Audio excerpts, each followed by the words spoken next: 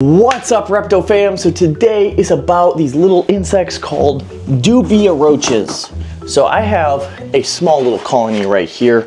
We have babies growing in here, but we're gonna upgrade this today. And I'm gonna show you guys exactly how to set up your guys' Dubia roach colony in this video.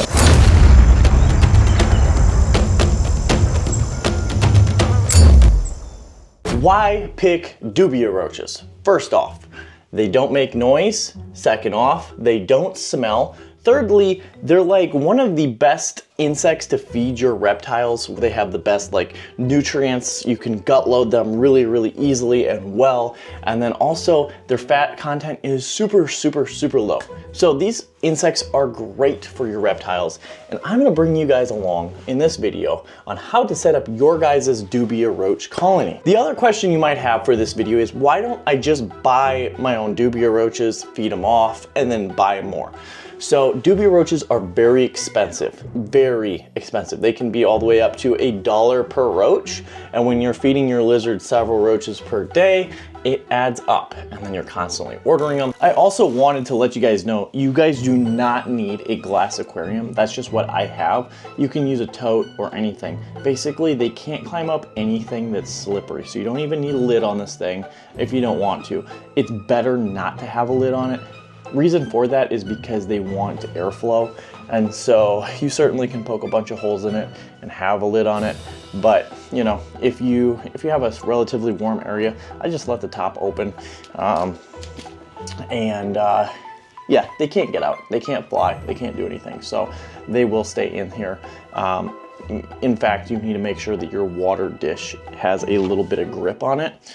Otherwise, even the water dish, they won't be able to get into the water or the food, and you'll be stuck with a problem. So first off, heat is super important for these Dubia roaches. They like to be around the 70 to 90 degrees. So how are we gonna heat these things?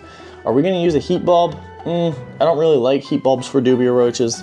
It seems like it just dries up different areas, and you know, since it's cardboard in there, fire starting hazards and stuff, I'm not a huge fan of it. So anyways, what we're using is like this. Basically, this is a whole entire wrap. It's just a heated wrap, essentially. So we're gonna put this all the way around this cage and tape it onto different spots.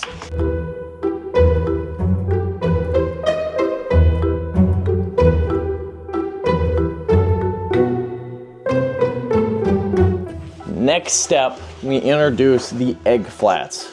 So these things you can buy on Amazon. They're super cheap. They're just called egg flats. So we're gonna be taking these apart and basically stacking them vertical in here all the way throughout this whole entire thing. So these egg flats are just basically gonna be little ledges for them to sit on, and they just, you know, it's just really easy to have a whole bunch of them in here. So we're gonna be stacking this whole cage full of egg flats and getting it all prepared. Another thing you want to do when you're installing your egg flats is you want to put them against each other like the opposite way, not like, so you see how these ones are like stuck together? We want to turn these guys around and put them in like this. So now we're going to have a bunch of little crawly spaces between these guys, and it's not going to be able to smash them. So that's basically how you want to put them.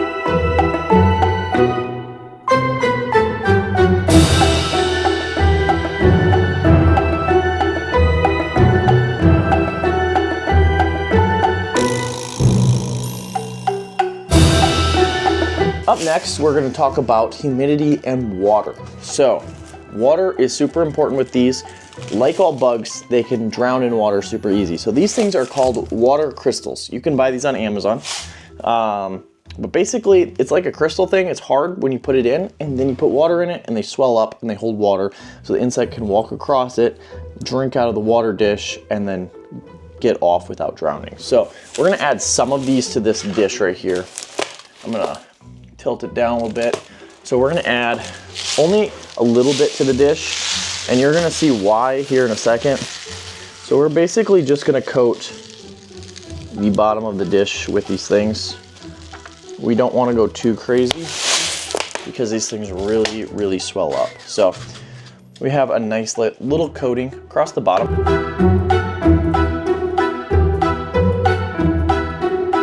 Next up, before we add our water into the container, we're going to add our insects. So, zoom this camera out a little bit, and we're gonna pull out our first collection of Dubia roaches.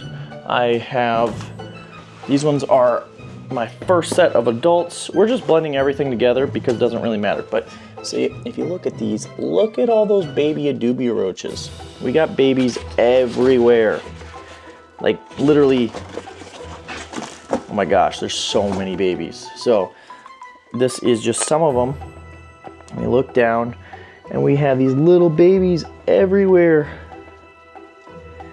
They kind of just reproduce very quickly once they get going. They do take like 6 months to get going. Once they hit their 6-month period though, and they start reproducing, that's what you gotta do. You gotta wait 6 months. 6 months of being patient from baby to full adult. So half a year. But once you get them, you got them. So we're gonna be adding all of these into here. All the babies.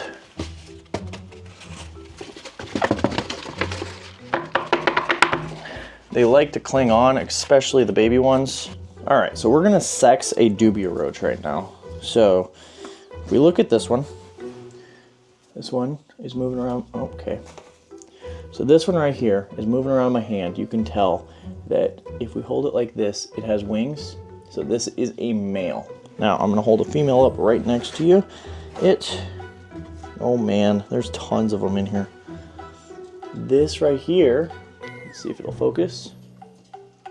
Come on, focus. So male with the wings, female with no wings.